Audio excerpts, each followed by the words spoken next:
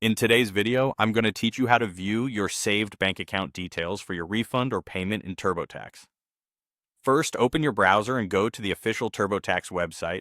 Sign in using your account credentials.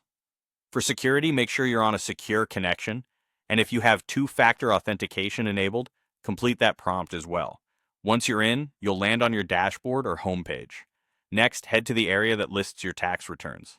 Depending on your view, this may be labeled something like your tax returns and documents, or you might see a list of your filed and in-progress returns.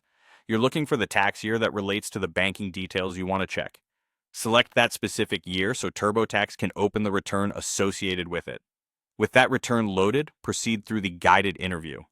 You don't need to redo your whole return, but you do need to advance through the screens until you reach the section that deals with how you receive a refund or how you pay any tax due.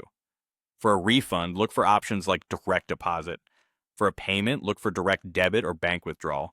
These sections control the banking information tied to that year's filing.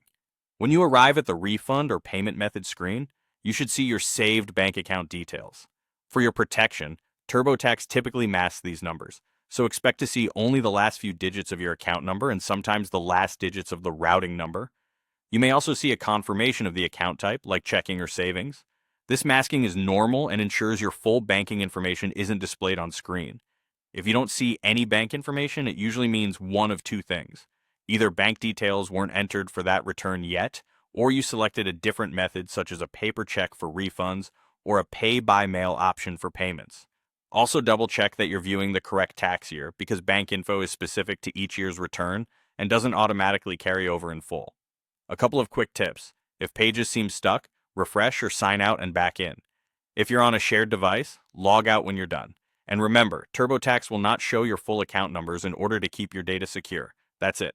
Log in, open the correct year, navigate to the refund or payment section, and review the masked bank details associated with that return,